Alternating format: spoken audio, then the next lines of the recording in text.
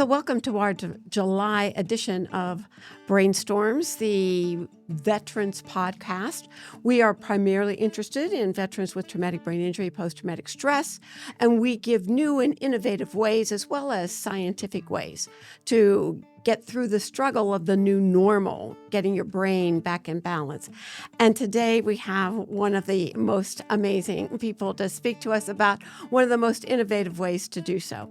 Again, we're coming to you from our beautiful Sycamore Studios, Plain City, Ohio, and we have with us somebody coming to us from Maryland. This is all brought to you, as you know, by the Fred and June McMurray Foundation, and we thank them so much for their support, particularly because what we're going to be talking about today is something that is a national program that the entire nation can get behind.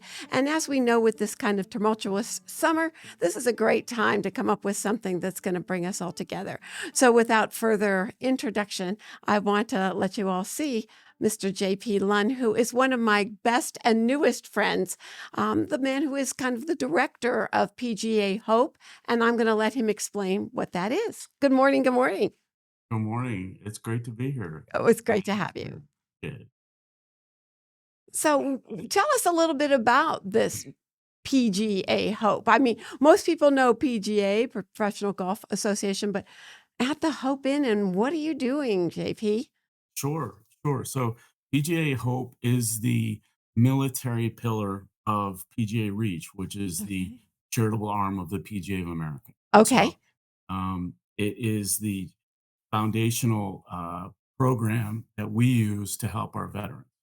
And in a nutshell, it's a Okay. 6 to 8 week program Okay. taught by PGA professionals Okay. that have been certified in PGA Hope, and we'll get into that in a minute. But Sure. it's free to veterans, and it introduces veterans to golf, or just kind of recalculates their game if they've been familiar with the game and just getting back into it, or just wanted some help with their game. So you don't have to be a beginner. You can be at any level in golf, Okay. and you can come into this program, learn golf, get better at golf, get introduced to golf, and meet some veterans along the way. Right. And you yourself are quite a skilled and distinguished professional in golf. I mean, I know that you don't like talking about yourself, to our audience, just go ahead and Google JP Lunn. And I can't even, we would run out of time listing your things. So tell me a little bit about your career and then how you got interested in this, and then we'll go into the program. Sure, Is that okay? sure. Yeah, of course. I've been a PGA member for over 30 years. Wow. I've been busy in my section with governance. I've been past Okay. president of the section, and I've been very involved, even nationally, with PGA Hope, and I'm currently on the national committee for PGA Hope. Wow. But my job now takes me outside of the realm of Maryland, and Okay. I get to travel the country, and I am one of the national instructors, and I get to train PGA professionals, certify them in PGA Hope. So Oh, that's PGA Hope amazing. professional all know how to teach. Yes. But to do this program, we promised the VA, and we can get into that in a minute. Okay. We promised the VA that everybody that taught this program as part of PGA Hope would be certified. And that's when I come in. I go around the country and I Okay. train PGA professionals certified to do PGA Hope. So Oh, that is just it's amazing. just a fabulous thing. And I love your swag. I love the dog tag for the hope, Exactly. which I think stands for helping our patriots PGA Hope, everywhere. helping Patriots everywhere. I think Yeah. that is amazing because what we talk about on Brainstorms every single week is bringing that civilian world to the veteran and the veteran to the civilian world. And you do that as well as anybody I've ever seen or ever experienced. So I'll let you go on about how you kind of got involved and how this PGA Hope got started. Sure.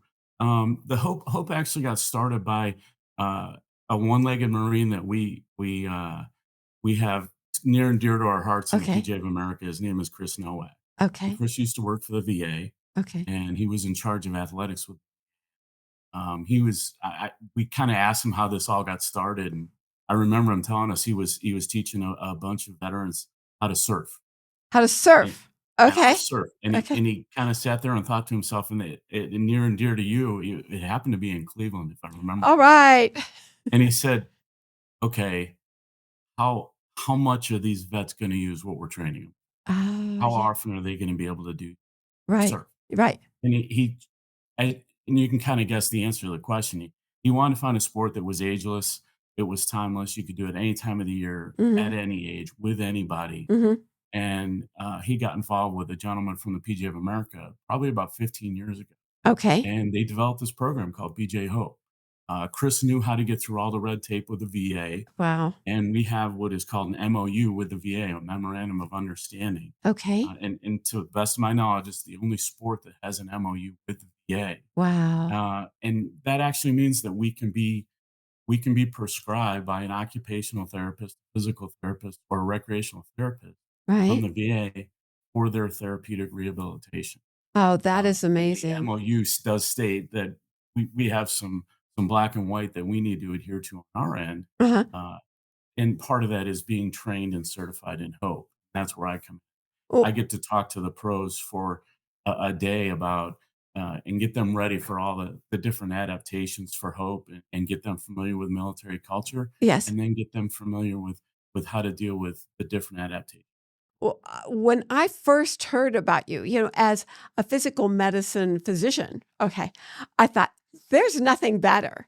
I mean, if we're talking about brain health, having learned how to play golf and played golf for about 6 or 7 years and absolutely loved it. The problem with being in Northern Ohio is that your time to do that is limited, although I know you've got other things like indoor golf and that we'll Oh, get sure. into.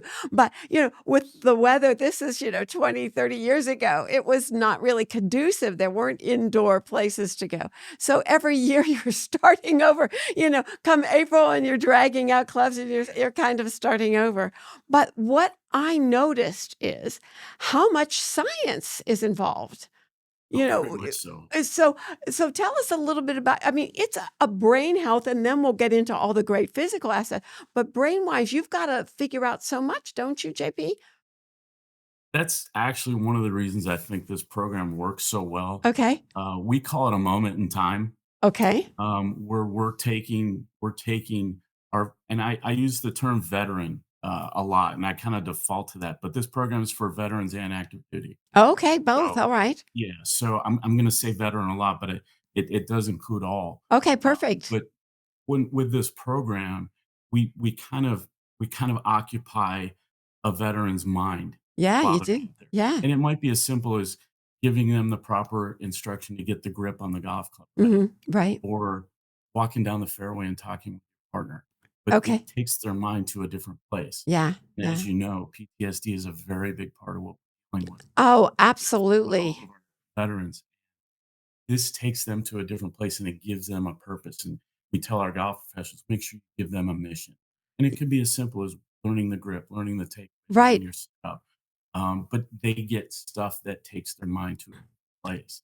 Well, And and it really and creates a different mind space.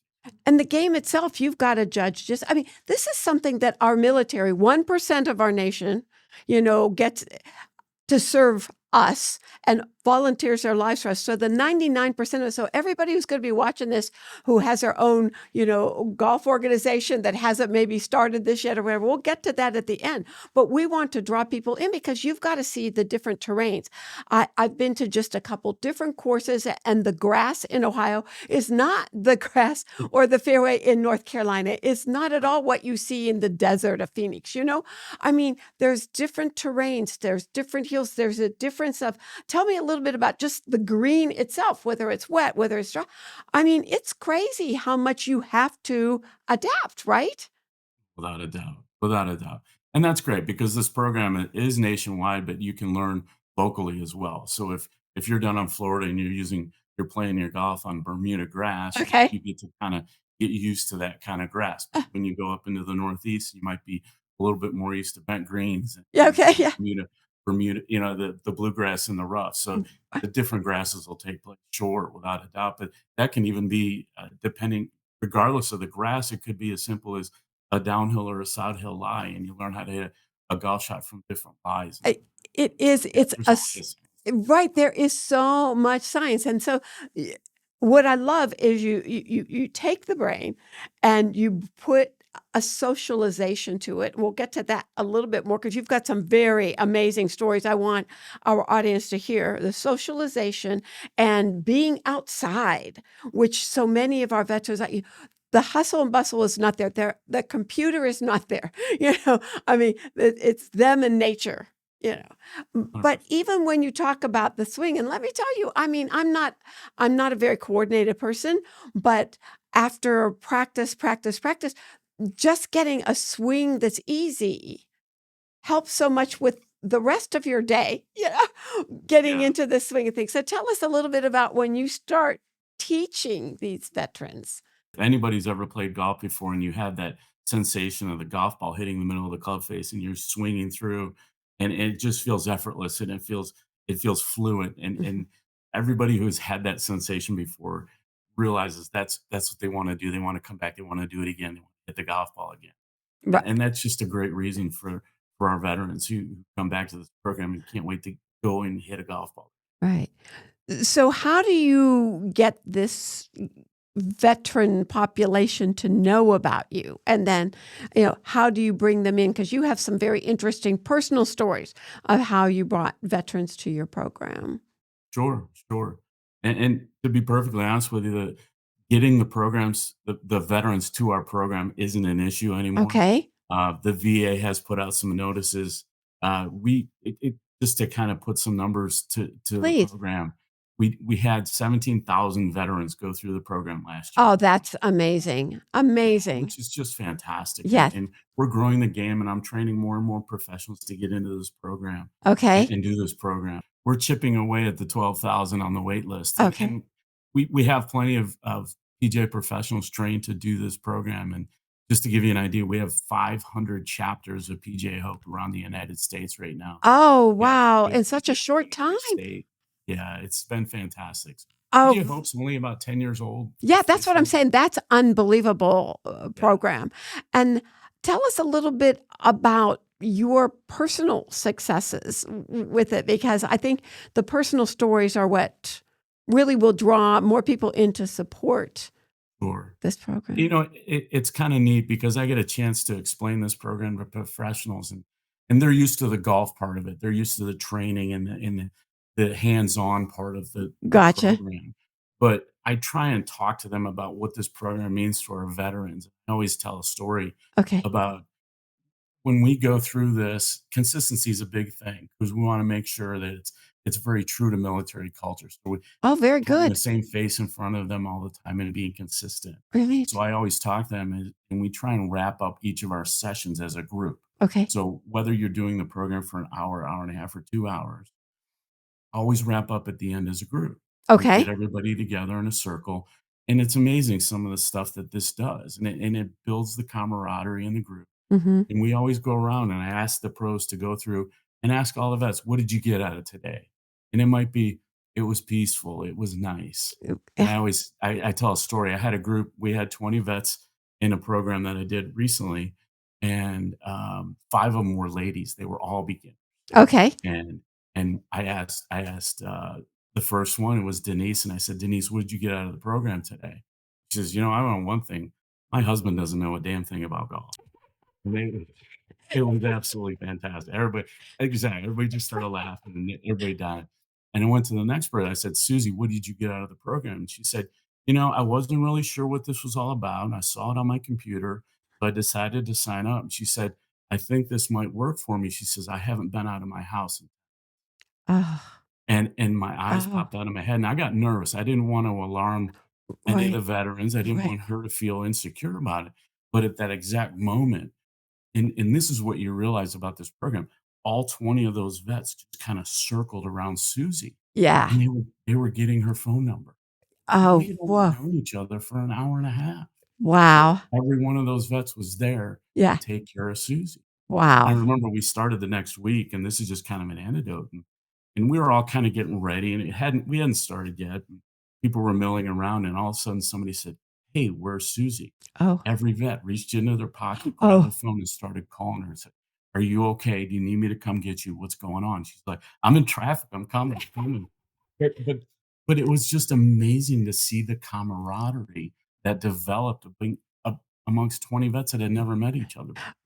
And that's the key. That's what I love what you are doing in such a personal level, Mr. Lynn, because our veterans, our background in this nation, they are the people who are there for each other and for us. We in the civilian world have kind of gotten away from that. If we text somebody and they don't answer, so what? But Right. these people know better, I mean, that shows, what your input of just having a space for them, let alone Yeah. teaching them a new skill. Okay. Let And that's alone a is good. That's a big part of the certification of the golf professionals. It's simple for me to teach them how to do a lot of these adaptations, whether it's somebody hitting a golf ball from a wheelchair or somebody Yes. hit a golf ball with a prosthetic. When we Uh, start getting into the traumatic brain injuries and the PTSD, yes. it's amazing to see, and they really track on this very quickly.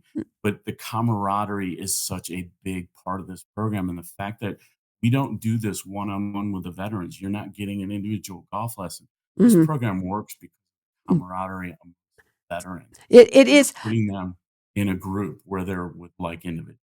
Oh, Yeah, and what you've done is so unique because, okay, so for instance, when I learned about it was myself and the professional, okay, one on one, private lesson, that kind of thing.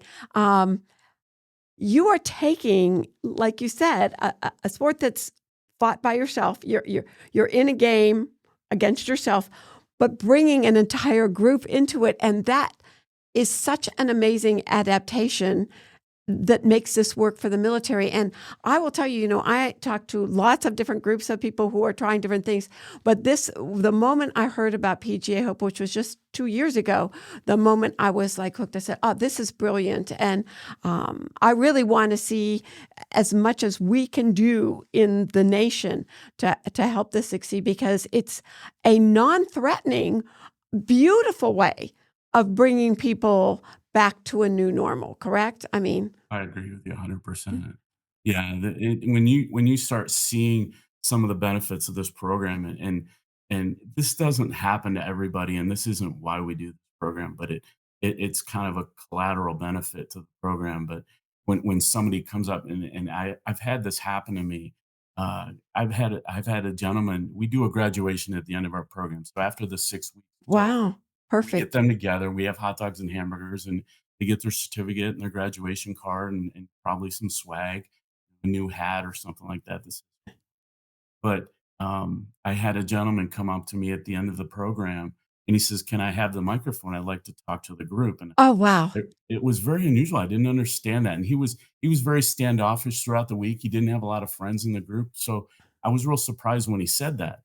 And he got on the microphone and he started talking and he says, I don't expect any of you to know this. He said, but when I signed up for this class on Tuesdays, that afternoon, I was sitting on my front porch and I had my rifle in my mouth and I was trying to figure out how to pull the trigger. Wow.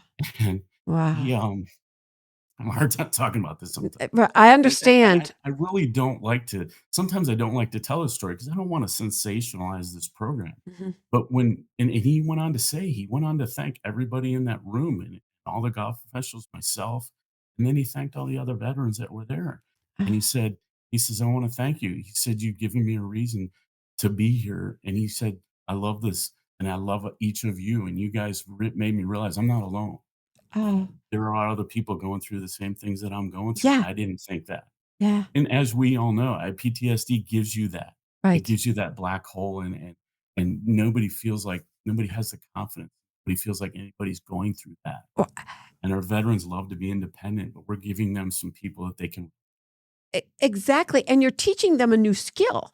I mean, that's the thing, you're not there having them fill out disability papers. You are saying, here's a club. Yeah. And this is what you, and guess what? There's a lot of different clubs here. And you're going to learn how to use each and every one of them. I mean, you had a story about a gentleman in his either truck, maybe, or Oh, car. yeah. Yeah, If you that could tell, happens every once in a while. so tell, And you have to explain this to the golf professionals because, right. as a golf professional, you want everybody to play well and you want everybody to learn the game of golf, but through our certification and through the training, I tell the golf professionals, "Look, I've had a gentleman, his name was John. I John came to the class, and I met him in the parking lot, and John was in the car, and I said, "Hey, John, how you doing?" He good, and he was very cordial, but he wasn't getting out of his car. I Okay. said, "John, well, I'm gonna check on you. I'll reach back, see how you're doing," and I did. I checked on him every few minutes, Yeah. every half hour or so, and came back at the end of class and say, "John, I hope you come back next week." And and uh, and he did. He was cordial. He came back, and he came back next week, and he sat in his car the whole time. Okay. And the professionals look at me and go, "Well, we're not creating a golfer that way." And I said, "You gotta understand the program's still working." And they all sit there and go, "How?" And you tell them, "Look, we got him out of the house." Exactly. And that's what happened. We got John came out, we gave him something to do, and Yes. John got out of the house every week. He showed up in my class, and he sat in the parking lot for 2 hours. Sat in the parking lot for 2 hours. Finally, after the 4th or 5th week, he got out of his car, Well, and he mingled around, and he met the other veterans. yeah. Week 6, we were on the golf course at the time, and he went out with one of the groups on the golf course. Did not hit a golf ball. He didn't touch a golf club, but he came back, and he became friends with some of those people in Wow. that group. Yeah. And he ironically, he came up to me at the end of class, and he says, "You know, I know I'm not supposed to be able to repeat the class." I said, "John, you didn't swing a club. We'll get you back. We'll Yeah. get you back." So Yeah. we did.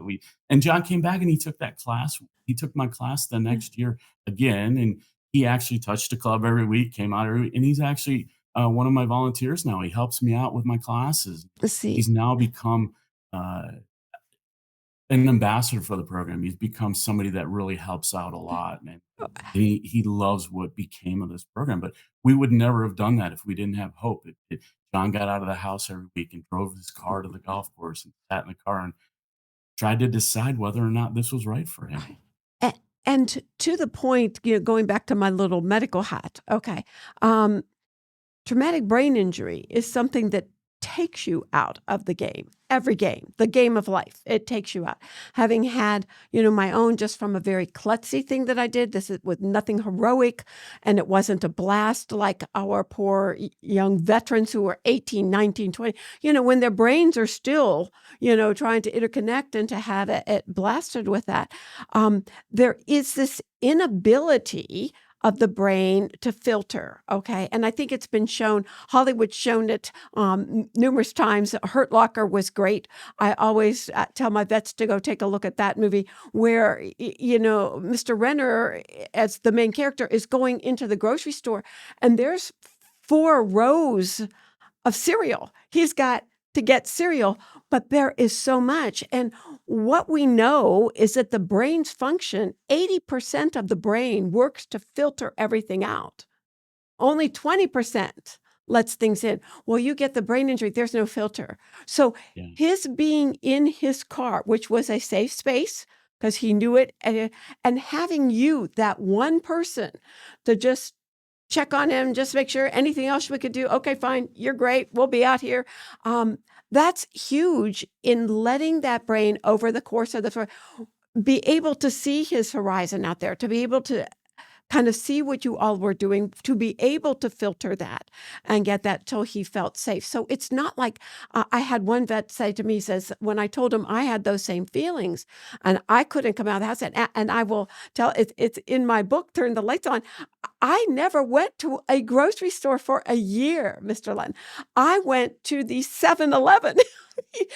I went to the gas station grocery store. I had macaroni and I had eggs, because the rest was too much. And this is, I was used to a day of interacting with 35 to 40 different people, new people every day with something. So what you're doing, the patience you have, I'd like to, say everybody else dealing with veterans, employers or educators, learn from what Mr. Lunn just said, give them that opportunity for their brain to kind of settle down.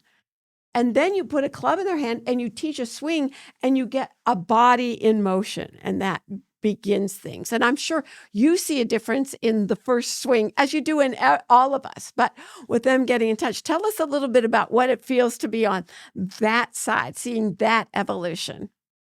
It's absolutely amazing, and even the golf professionals through the training that we do to certify them to do the Hope, we actually put them in the position of the veterans, and we'll let them hit golf balls from a seated position, which nobody's ever done before, or Oh, very few wow. people have done before. And we put blindfolds on them to see what it's like to hit a golf ball with vision. Oh, my And goodness. it's as that just that feeling, that education that those golf professionals get, they we talk about it and we say, "What was the hard part for you when you couldn't see the golf ball?" He says, "I was more worried about my safety.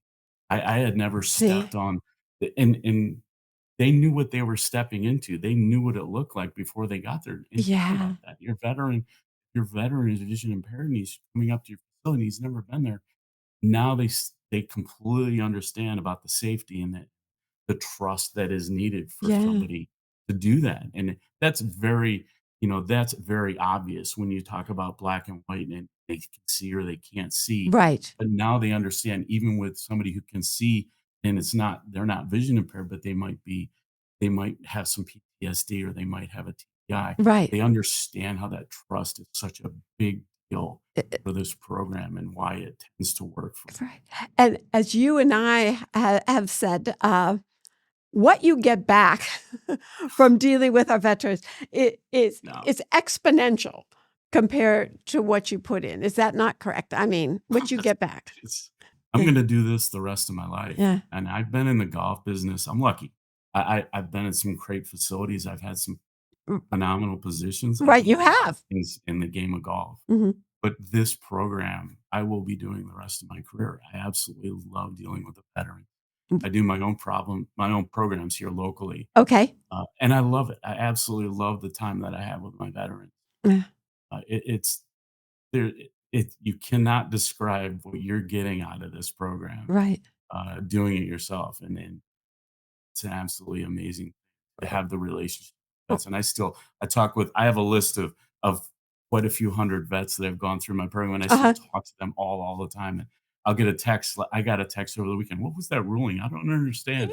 And they'll text me about so I become the golf guy for any of the questions that they end up having, Oh, which is which is great. wonderful, I and absolutely they're interested, and they're watching, and all of that is just, fantastic. I'm very proud when you told me about how many programs we had in Ohio. Okay, so Ohio, we're lucky we have the 5th largest veteran population, and I have a personal relationship with both the Mill Creek Club, I think with, the pros Stacy Butler and Brian Tolner, who Brian are there, Toller, yeah, who Brian. are fantastic. And one of my favorite veterans and also a mentor of mine, Jennifer Bond, completed the program last year. And she's already been, to North Carolina. She's gone down to Florida. And she started off, any golfer who's listening to this is certainly, she started off with a set of clubs from her aunt that were wooden. And she said, when somebody donated clubs, so for anybody's looking, I found a whole set of clubs in my basement that I took to Mill Creek Park and said, take these. I had mine, but this is what we need to do. And she said, they make metal clubs. It was Holy just cow. it just was amazing, and I wanted to mention something a little bit about the Akron Canton Club of Clearview, which was the first, PGA club that was built by African American Willie Powell. And the reason why I know that is that Willie Powell and my grandfather, my World War I grandfather, were good friends. So, and my grandfather played golf. He passed away at 89. He quit playing at 87 only because he said there's no one left to play with. I mean, that was where he was with He that. outlived he outlived all of his playing partners. That's Exactly. But that movement, the walking, the outside, all of that did such a good job. And so when Renee Powell was the person who introduced me to you Renee's a all, great advocate. oh, she is, and a former PGA player, LPGA player. And what she started, I think, with the women veterans first and then Yeah, moved on to the men. But what she saw was that same transformation. And she's the person that ultimately put me in touch with you. So I wanted well, to that's give a shout out to all of them because one of the things that our foundation, Resurrecting Life Foundation, would like to do is whatever we can do to help sponsor maybe next year a Northern Ohio, Southern Ohio yeah, PGA Hope tournament that you had talked about. We're all that's great. in. We're all in Yeah, because that's great. that competitive spirit in the veterans still remains. It definitely remains. So we're hoping we That's can do absolutely something like that. fantastic. I Yeah. appreciate all the help that you're doing locally there in Ohio. It's just fantastic. Thank you. Well, and you also mentioned that because I said, well, but yeah, we can only play a few months, and you go, but now we can do indoor. Right. Tell me a little bit about that Yeah, expansion and business. that's the great part about all the advancements and all the technology that's out there Okay. today. We have people that are running these programs in Ohio all year long. Hmm. Wisconsin, Maine, it doesn't matter, Perfect. because of the simulators. You Okay. can play golf year round, and people are running these programs December, January, February, the snowy months, and Good. you don't have to be outside. So even if the weather dictates that you can't be outside, Right. these programs are still available year round. And that's so important to keep moving during those winter months. And that, do we have, is there anything in Alaska? Because I feel for our veterans in Alaska because they spend, over 6 months in more darkness than light. So if there's anything that our foundation can do for that too, keep us in mind. And I have to give you a shout out from Face the Fight, okay? Because I met with the folks from Face the Fight on Thursday. They're one of the huge groups that we love and collaborate with, kind of the USAA coming together with Elizabeth Dole Foundation, two Oh, wow. huge veteran-friendly foundations who have put aside a great deal of money for training and for collaborations and for all that. And they were so jealous of me when I mentioned to, I said, well, I'm going to be talking to him in like 72 hours. So I'm going to say, I am willing to do whatever it takes to bring that in too, because again, it is the largest suicide prevention national program that I know about, which is why we want to collaborate with them. And I was talking about the benefits of this that take away the suicide risk of depression and isolation and, just feeling like nobody cares. Those are the biggest things that we have to overcome. That the veteran themselves, like you said, they won't go out and tell anybody about their problem. They're never going to say something because they don't want to burden you. Mm-mm. But if you can bring them in and show them what they're Right. good at and how they can bring others, you gave them a mission, right? And that's what's happening with the program too. If as soon as we have a group that goes through the program, all of a sudden you see people coming in next year. Well, I found out from my buddy Jim who took it last year. I Yeah. found out from Susie, and that happens all the time, Yeah. and Yeah. that's fantastic. That's the way it should be. Yeah. It becomes they all kind of start speaking about the program and talking to their buddies about it. Yeah. Grab somebody, yank them out of their house, and tell them go show up at the golf course. And which is what you say, our tagline for our foundation is resurrect a hero, strengthen a nation. One person will drag 20 more. And these are, again, the people who volunteered their lives for us. I mean, these are the people we should be, giving something back for. And like you and I say, they give us so much more. I wanted to talk just a moment because I had told you that during the pandemic, we kind of had to pivot and shift to a virtual type, national traumatic brain injury awareness suicide prevention group, and I picked out different movies for the guys to watch, and then we would get like a group on Zoom to talk about it. And one of the ones I picked was The Legend of Bagger Vance. So you have Will Smith and then Matt Damon playing the troubled veteran. So what did you think of that movie? You think that's a good one for them? Fantastic. Are you kidding me? Yeah. It's such a great it's such it has so many hidden messages in it, Yes.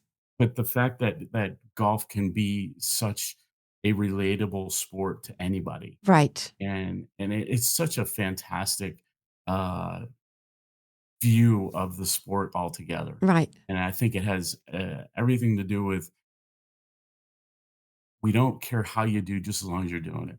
Yeah. I think Yeah. that's a great way for this program to work. Right. When I teach the when I go through the trainings with the golf professionals, one of the taglines in our program to the professionals is PGA Hope is a veteran program first and a golf program second. Oh, And wow. they kinda look at you sideways when you say that up front, but by the end of the day, they kinda went, "Oh, okay, I get it. I understand that now." As soon as you tell a couple of those stories, they kinda, "Oh, okay, that makes sense. I get it." Yeah. That. So, golf professionals are bred just because of the position Mhm. that they're in and the number of people that they see on a regular basis. The golf professionals are great listeners, and that's such a Oh, big part of why this program works. yeah. It's You Uh, the other thing that I see, and we talked about briefly, is yeah, okay, so we have, like, in Ohio, a Honda of America, okay? And, I mean, massive plants here, and I was very proud. I was, for a few years, their medical director when they got started in Marysville because I lived right near there, and that's where my hospital was, Memorial, okay.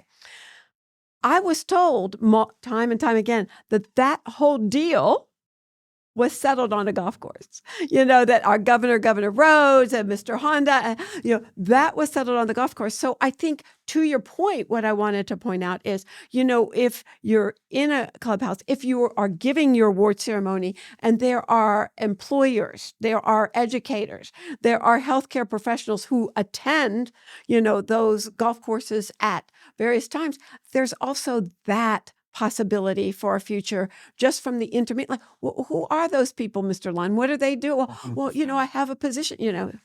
We purposely stick our PGA Hope flag up every time we're having class because we're not the only ones at the facility at the time. We Yes. want everybody to know what we're doing. We want everybody to say, "Hey, what's that all about?" And then all of a sudden they start finding out. I had a gentleman come up to me yesterday. We did a program here locally, and he saw the flag. And I've known this gentleman for 20 years, and he said, "What are you doing? What's going on?" Went through the whole thing with him. And the next day, he ended up sending in a donation in his father's name, who was an Army veteran, Oh, wow. and he actually sent in a donation because he saw what this program Right. could do, and he saw the value in it. Right. So, yeah, the more people we can get to know about what we're doing and Yeah. why we're doing it and how it's working, Yeah. tends to help us along R- along the way. Right. And anybody who plays golf who's listening to us too, keep your eyes and ears open for that because, you employ a veteran or you educate a veteran. You've got a team player, a leader, an honest, trustworthy person for life. I mean, you really do. So I think that uh, This go I ahead. agree with this program's been a springboard for us to getting more. We're it actually helping our workforce. We're Yes. using a lot of the veterans, and, Yes. and when they sign up for the program, there's actually a question in there. Are you interested in a career in golf? And that doesn't Wow. necessarily mean be a professional, but Right. some are working on the golf courses, some are working in the shops, some are working in Yeah. the houses. So it's been a great avenue for us to get more and more people involved in our industry. Well, what can our listening audience do? What would you like? As I told you, when we put this up on our website, we also have links. We'll have links to your program and that. If you could think of a couple things off the top of your head that we can all do, the floor is yours. No, I appreciate that, and I think more than anything is to just make sure if you do know a veteran to get them out of the house, and if you can steer them to one of our programs, that's fine. Like I said, we have over 500 chapters across the country doing this program, so we've got a lot of veterans Yeah. involved. Yeah. But get them out, help them the way you can, and of course we need funding for this program. We do have to pay the facilities at times for Okay. these. Some facilities are donating their time, and I love that. But still, some facilities need the finances to Right. go through this program. So uh, funding is always going to be a big deal to make sure that we keep this uh, free to our veterans because I Mm. think that's a big part of why we're so successful with this program is it's not costing them and they can get in without any barriers to the Right. program. Right. And So it's so little to give back. Yeah. exactly, Yeah. exactly. So, it's kind of an easy ask. A lot of times when we say, here's what we're doing," and all of a sudden, "Oh, okay, well, that's kinda simple. I would love to be able to help you one way." Once they find out we're helping veterans, it's very neat. And what about clubs? What about club donations? Like, that That's a happens great all the time or certain times or what? Tell us a No, little bit. thank you for saying that. If anybody has golf clubs they're not using anymore, find a local club who's doing PJ Hope. We're call PJ Hope. There's a line. You'll see it in the link, but, the golf clubs I'm collecting clubs on a regular basis. If you have Okay. old golf clubs you're not Yeah. using anymore, please donate them so that our veterans can use them. Yeah. We try and give every veteran some golf clubs when they leave the program Oh, because wonderful. obviously you've got all these vets going through the program. Like I said, 17,000 vets went through last year. They've all learned how to play golf. We want to keep them playing golf, Yeah. right? We want to keep them active in this program. And we're beginning to work on some post programming programs for the veterans who have Oh, graduated. wonderful. So we're Yeah. doing some leagues and some drive chip and putts and some tournaments and play days for these. Wow. So we're trying to keep them active. And if they don't have golf clubs, they're not going to keep doing. Yeah, right. So we're trying to make sure when they leave this program, and it might not be a whole set, we're making sure they leave with a putter, a wedge, a driver, and something they can use at the driving range, and hopefully Right, right. playing there. Yeah. My good old 7, I used the 7 club for almost everything.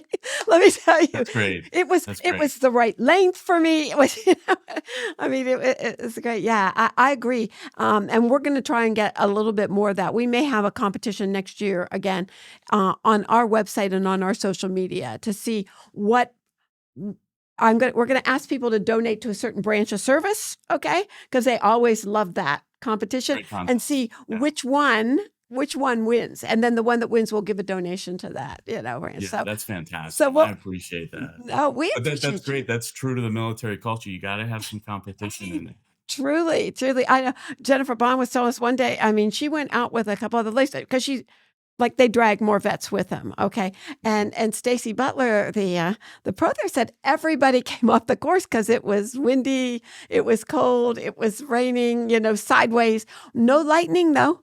And Jennifer go, we're playing through. They played Yeah, the entire 18, off and on, intermittently, that's amazing. in everything. And I think that shows the true grit. We've got to keep that spirit going. So now we're going to ask you if that's okay. Like if you could leave our audience with one or two quotes, one or two things that, you kind of have learned to live by or you think we should be living by, we'd love to hear that, please. No, I the best thing that I can say is reach out and see if you can help somebody. And I'm doing it through the veteran community, but there are a lot of people out there that you Yeah, might not think you might know what's going on with them, and just ask questions. right. I always try and ask questions wherever I get to meet somebody new, and dig a little bit. I don't try and get into their personal life, but simply by asking the question, I think a lot of times will help somebody. So be as sincere as you can. Try and ask some questions, because I get more out of this than I ever could from anything that I'm doing. This helping out these veterans has been the best thing that I've ever done in my career, and it really started just by asking some questions to some veterans that I had worked Uh, uh, 10, 15 years ago, and they've been some of the neatest employees I've ever had, some of the neatest friends I've ever had, yeah. and I would suggest that to anybody. Simply ask that you can help, and whether they're a veteran or not, you might be steering somebody in the right direction just simply by being. Right. We say, one encounter can reaffirm a life, and a couple encounters that follow up can save a life. I mean, the one thing that the Army Rangers have taught me, um, you never leave. If somebody has problems like you did with the gentleman in the car, you don't just leave him. Yeah. Oh, he just wants to be left alone. If he wanted to be left alone, the car wouldn't have been parked there. You know, Right. yeah, he wouldn't have called you on the phone. If he calls you on the phone, we try to say, and face the fight teaches you too. You don't just turn them over to somebody. They called you. You're privileged by that call. Don't waste that call. Make sure that you get somebody to safety by the end of it, and then you call back. And then you keep calling back until they're the person doing the same thing for the next guy, right? I mean, next guy or gal for 100%. sure. Yeah.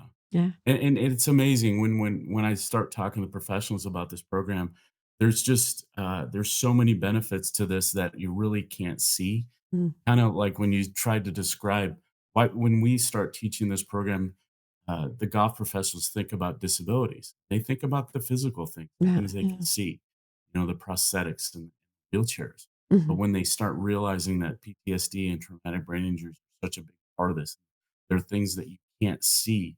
Well, the benefits are the same way. Hmm. When my buddy, when John, the gentleman who took the microphone and thanked everybody for what they did for him, we've there's some collateral benefits to that as well. And Right. you, of all people, know that Right. because we saved John at that point. John did not commit suicide.